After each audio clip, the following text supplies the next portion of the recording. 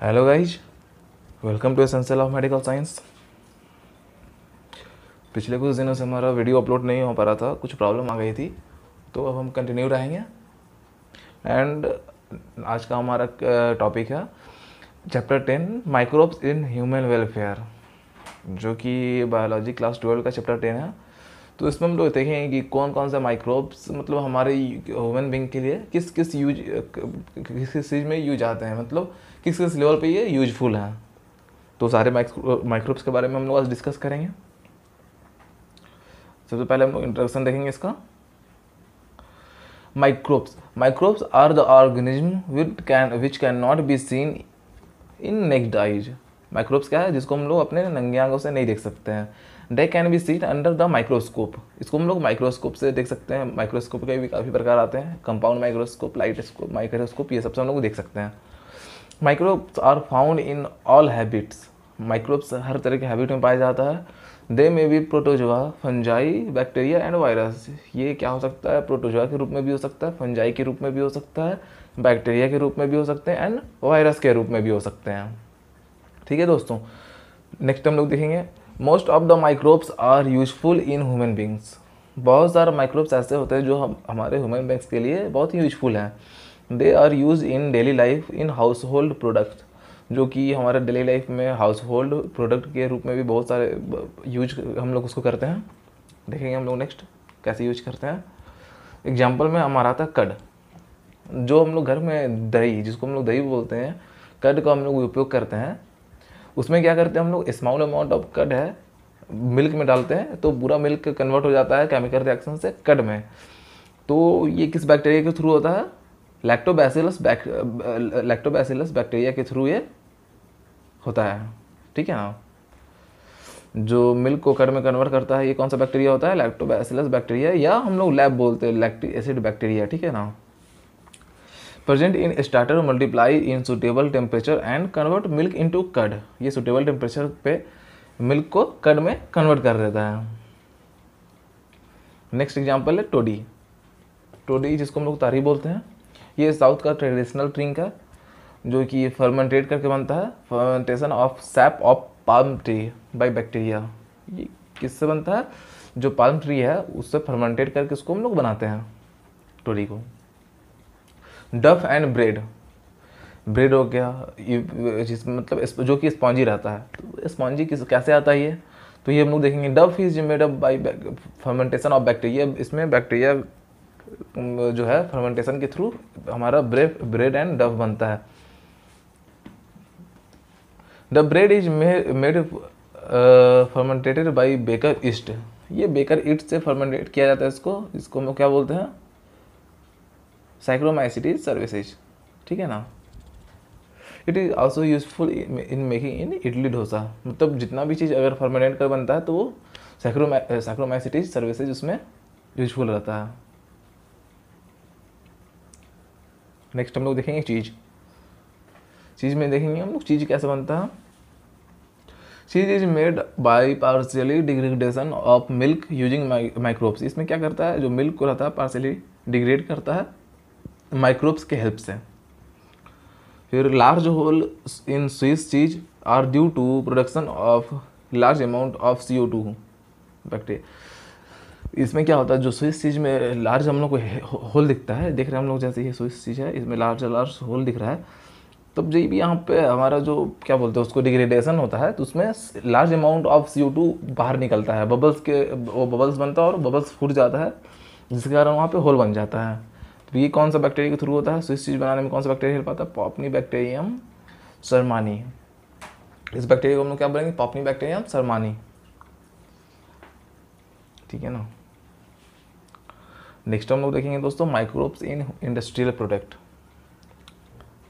जो माइक्रोब्स है वो इंडस्ट्रियल प्रोडक्ट में, अब जो माइक्रोब्स है हम लोग हाउस होल्ड प्रोडक्ट में कैसे यूज करते हैं हम लोग देख लिए। अब हम लोग देखेंगे माइक्रोब्स को इंडस्ट्रियल लेवल पे कैसे प्रोडक्ट बनाने में हम लोग यूज करते हैं।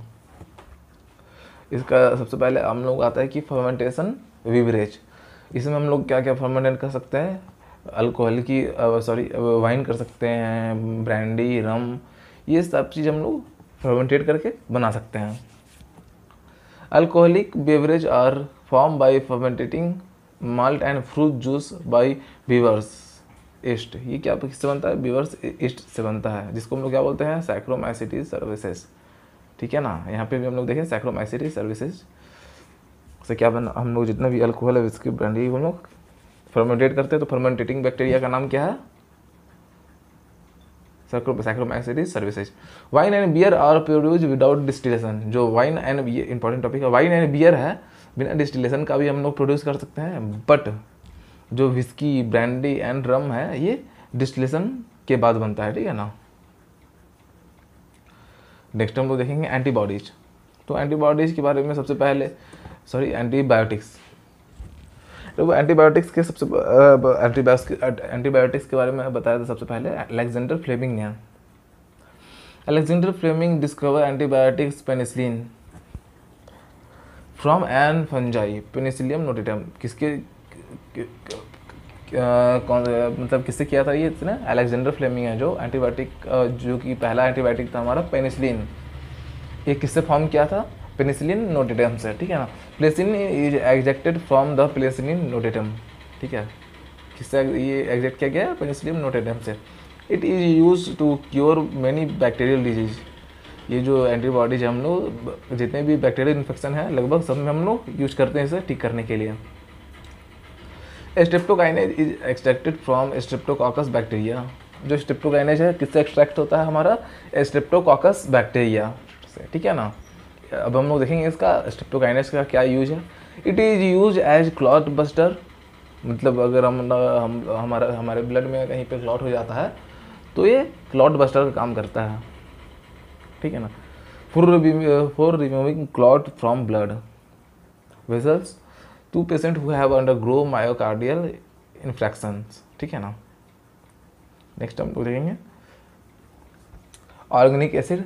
ऑर्गेनिक एसिड में क्या क्या कैसे कौन कौन सा ऑर्गेनिक एसिड बनता है? The organic acid are extracted by microbes. सबसे पहला क्या आता है? Citric acid. Citric acid is extracted from Aspergillus. Citric acid है किससे एक्सट्रैक्टेड होता है? हमारा फंजाई से, एस्परगिलस से। फिर एसिटिक एसिड किससे हम लोग किससे फॉर्म होता है? एसिटिक एसिड का एसिडोबैक्टर, जो कि बैक्टीरिया है, ये फंजाई था हमारा। ठीक है ना।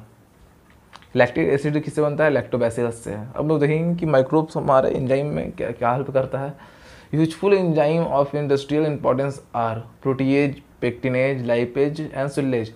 डीज आर एग्जैक्ट फ्रॉम माइक्रोब्स। क्या क्या एंजाइम का नाम हो गया? Protease, pectinase, lipase and cellulase. Next हम लोग देखेंगे बायो एक्टिव मॉलिक्यूल्स। माइक्रोब्स, हम लोग माइक्रोब्स के देखेंगे। माइक्रोब्स में कौन कौन से माइक्रोब्स बायो एक्टिव मॉलिक्यूल्स में आते हैं? तो इसमें आता है क्लोरोस्पोरिन ए। तो क्लोरोस्पोरिन ए है, कैसे प्रोड्यूस होता है? Is produce by a fungus called trichoderma polysporum. किससे होता है ये? ट्राइकोडर्मा पॉलीस्पोरम से। अब इसका क्या यूज है? ये एक इम्यूनोसप्रेसिव एजेंट है।